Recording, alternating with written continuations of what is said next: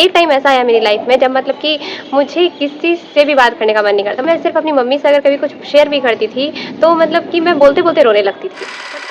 जब कुछ नहीं होता खोने को तो दुनिया होती है पाने को। So I am restarting my life at the age of 19। जय श्री कृष्ण लवलीज, अजब सिया की गजब कहानी में आप सभी का स्वागत है। तो आई नो कि नाम थोड़ा ड्रामेटिक लग रहा है, बट ट्रस्ट मी मेरी लाइफ उससे भी ज़्यादा ड्रामेटिक है। मतलब मैं बस एग्जिस्ट कर रही होती हूँ और मेरी लाइफ कहती है नहीं बेटा आज कंटेंट बनेगा। मतलब कि कभी चलते चलते गिर जाना, कभी सामने वाले को ऐसी बातें कह देना कि मेरे से ज़्यादा सामने वाला ही ऑकवर्ड फील करने लगे, और कभी अपने साथ वाले इंसान के साथ चलते चलते ऐसी हरकतें कर देना कि मेरे साथ वाले इंसान बोले नहीं मैं इसके साथ नहीं हूँ। तो मतलब कि मेरी लाइफ में कंटेंट की कोई कमी नहीं है। सो मैंने सोचा कि जब लाइफ इतने सारे कंटेंट दे ही रही है तो क्यों ना अपलोड भी कर दी जाए। तो अपना इंट्रो शुरू करते हैं मेरे चैनल के नाम से, यानी कि अजब सिया। तो मेरा नाम है साक्षी और जिया, तो साक्षी का और जिया का ई मिला के बनता है सिया। और बचपन से मेरी हरकतें थोड़ी अजब गजब टाइप की रही हैं तो नाम के आगे अजब लगा दिया।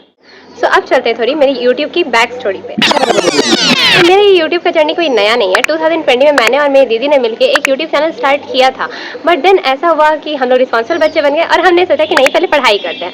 वो अलग बात कि ना तो पढ़ाई हो पाई और ना ही कंटेंट बन पाया।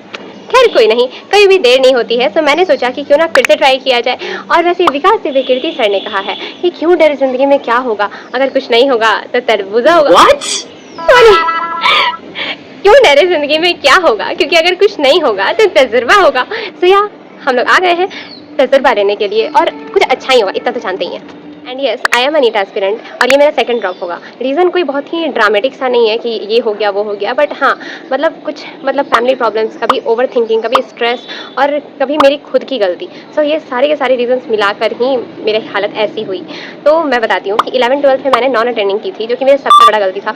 और फिर मैंने उसके साथ ऑनलाइन ही पढ़ाई की थी। तो मैं दिन भर घर में ही रह रही थी और घर में जो कुछ भी हो रहा है उसके बारे में सोचना। और ऐसा नहीं कि मतलब कि मेरी सिर्फ फैमिली में प्रॉब्लम है, हर किसी की फैमिली में प्रॉब्लम होते हैं, बट अगर मतलब कि मैं घर में दिन भर रह रही हूँ तो मैं उसे ज़्यादा सोच रही थी, जो कि मेरी बहुत ही बड़ी गलती थी। एक्चुअली ना मुझे हंसना हंसाना बहुत ही ज़्यादा पसंद है। तो मेरी लाइफ में कितने ही रायते क्यों ना पहले हों, बट मैं हमेशा ही हंसती ही रहती हूँ, हंसाती रहती हूँ, मतलब कुछ ना कुछ बात पे मतलब जोक्स ट्रैक करती रहती हूँ। बट एक टाइम ऐसा आया मेरी लाइफ में जब मतलब कि मुझे किसी से भी बात करने का मन नहीं करता। मतलब कि मेरे क्लोज वन से भी मुझे बिल्कुल भी बात करने का मन नहीं कर रहा था।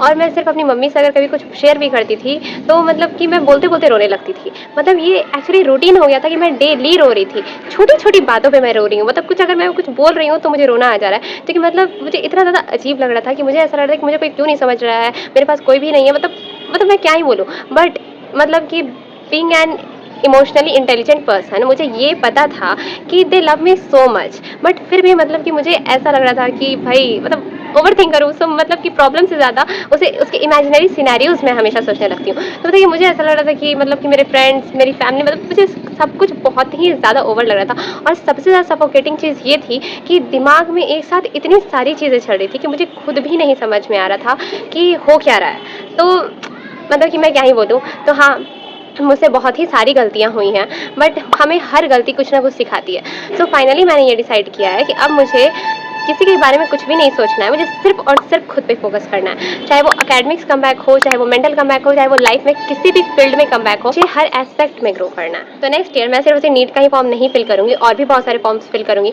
तो मैंने कुछ एग्जाम्स के बारे में रिसर्च की है, बट मतलब मुझे अभी कुछ आइडिया क्लियर उतना नहीं है। तो अगर आप लोगों को पीसीबी स्टूडेंट के लिए कोई भी अगर एग्जाम पता होगा तो प्लीज़ मुझे इन्फॉर्म करिएगा कमेंट में। तो अगर आप एक नीट एस्पिरेंट है या फिर आप किसी भी कम्पिटेटिव एग्जाम की प्रिपरेशन कर रहे हैं तो आपको यहाँ पे मिलेगा एक रियल स्टूडेंट का ऑनेस्ट पर्सपेक्टिव। कोई भी शुगर कोटेड वर्ड्स नहीं या फिर मैं टॉपर हूँ वाला फ्लेक्स नहीं, बस एक लड़की जो कि गलती करती भी है और उससे सीखती भी है, क्योंकि ये रियल लाइफ है और रियल लाइफ में गलतियाँ एडिट नहीं की जाती। सो अगर आपको कुछ भी बिल्कुल रियल पसंद है और यानी कि बिना कुछ फिल्टर के, तो ये चैनल आपके लिए है। तो आपको यहाँ पे मिलेगा study blogs, life updates, breakdowns, come back और ग्लो अप, जो कि हो तो नहीं रहा पर एक दिन होगा ज़रूर। तो हाँ, आपको यहाँ पे ये सब कुछ मिलेगा।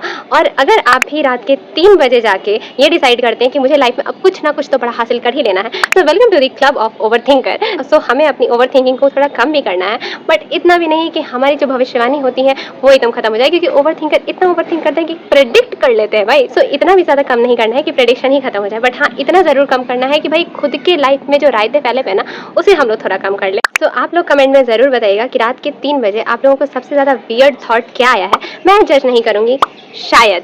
और उसके बाद फिर मैं लास्ट में यही कहना होंगी कि लाइफ थोड़ी लेट चल रही है बट ख़त्म नहीं हुई है। तो देखते हैं कि हमारी अर्सिया की गजब कहानी हमें कहाँ लेकर जाती है। राधे राधे।